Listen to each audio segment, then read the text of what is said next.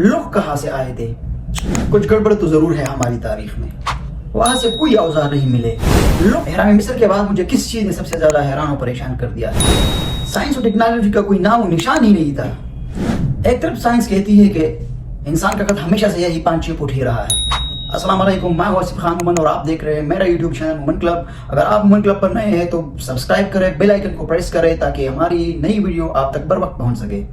हमारी तारीख में कुछ गड़बड़ तो जरूर है। हैरान मिस्र के बाद मुझे जिस चीज ने सबसे ज्यादा हैरान और परेशान किया है वो है ईस्टर आइलैंड। टेक्नोलॉजी और साइंस का जब कोई नाम निशान ही नहीं था, दूर दूर तक कोई इलाका भी नहीं था, वहां से कोई औजार नहीं मिले। लोग कहाँ से आए थे और कहाँ चले गए, किसी को कुछ नहीं मालूम।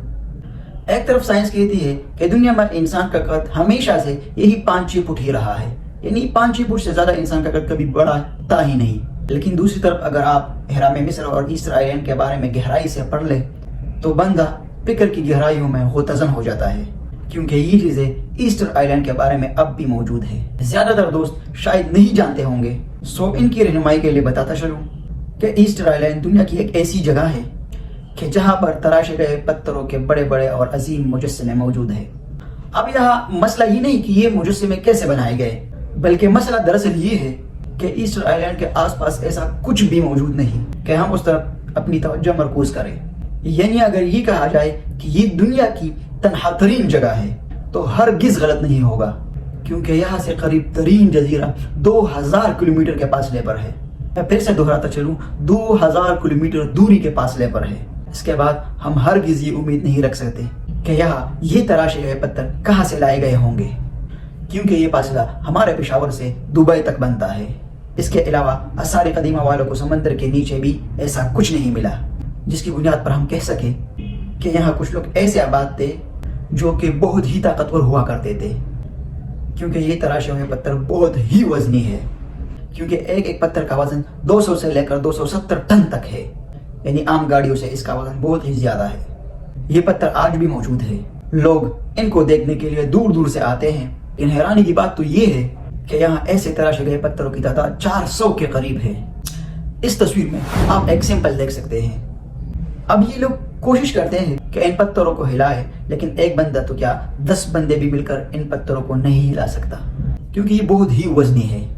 फिर इनको इस कदर खूबसूरती से तराशना, परफेक्ट तरीके से लगाना, और वो भी टेक्नोलॉजी के बगैर, ये तो आम इंसान का काम बिल्कुल नहीं हो सकता। आसार कदीमा वालों का कहना है कि ईस्टर आइलैंड में रहने वालों के पास कोई क्रेन, कोई पहिया या मशीनरी वगैरह नहीं थी। इसके अलावा वहाँ हाथी भी नहीं थे और न ये पत्थर हाथी उठा सकते हैं। इन तराशे हुए पत्थरों को बनाने का, इनको ले जाने का और इनको सही जगह पर कड़क करने का तमाम तर काम इंसानी जोरबाजों से ही अंजाम पाया है। लेकिन यहाँ सवाल ये बनता है, क्या वो आम इंसान थे? इसका फैसला आप इस पत्थर को देखकर ही कर सकते हैं।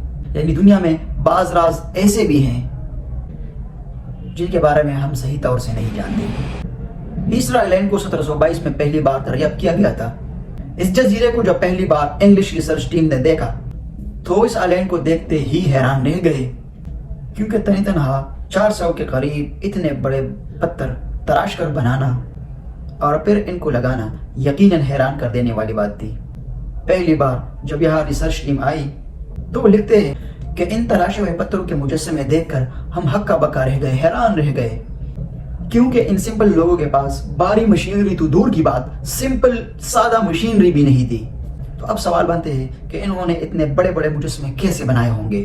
इसके मुतालिक काफी कहानियां मशहूर हैं, लेकिन हकीकत किसी को भी नहीं मालूम। आप इस बारे में क्या राय रखते हैं? कमेंट में हमें जरूर बताइए। इस वीडियो को ज्यादा से ज्यादा शेयर करें ताकि लोगों तक दुनिया के इस अजूबे के बारे में मालूमात फराहम हो जाए। शुक्रिया।